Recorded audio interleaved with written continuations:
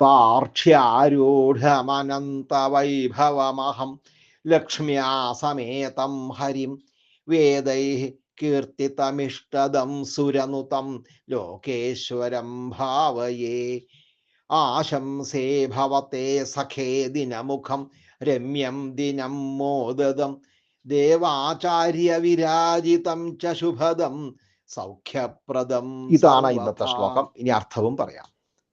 താർക്ഷ്യ ആരൂഢം, താർക്ഷ്യൻ ഗരുഡൻ, ഗരുഡന്റെ പുറത്തിരിക്കുന്നവനും അനന്തവൈഭവം, അനന്തമായ വൈഭവങ്ങളോട് കൂടിയവനും ലക്ഷ്മിയാ സമേതം, ലക്ഷ്മീ ദേവിയോട് കൂടിയവനും വേദൈഹി കീർത്തിതം, വേദങ്ങളാൽ കീർത്തിക്കപ്പെട്ടവനും ഇഷ്ടതം, അഭിഷ്ടങ്ങളെ നൽകുന്നവനും സൂര്യനുതം, ദേവന്മാരാൽ സ്തുതിക്കപ്പെട്ടവനും ലോകേശ്വരം, ലോകേശ്വരനാണ്, ലോകനാഥനാണ്, അങ്ങനെയുള്ളവനും ആയിട്ടുള്ള ഹരിം, മഹാവിഷ്ണുവിനെ അഹം ഭാവയെ, ഞാൻ ധ്യാനിക്കുന്നു.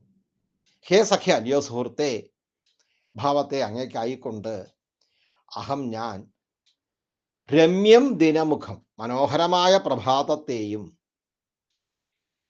മോദതം, സന്തോഷം നൽകുന്നതും ദേവാചാര്യ വിരാജിതം, ദേവാചാര്യൻ ബൃഹസ്പതി, ബൃഹസ്പതിയാൽ നന്നായി ശോഭിക്കുന്നതും ശുഭദം, മംഗളങ്ങൾ നൽകുന്നതും സൗഖ്യപ്രദം, അതായത് സർവഥാ സൗഖ്യപ്രദം, എല്ലാ പ്രകാരത്തിലും സൗഖ്യം നൽകുന്നതുമായിട്ടുള്ള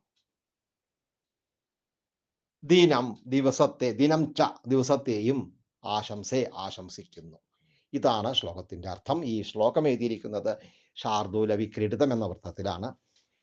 ഇന്ന് വ്യാഴാഴ്ച ഗുരുവാസരം ആയതുകൊണ്ടാണ് മഹാവിഷ്ണുവിനെ തന്നെ വന്ദിച്ച് എല്ലാവർക്കും സുപ്രഭാതവും സുദിനവും ആശംസിച്ചത്.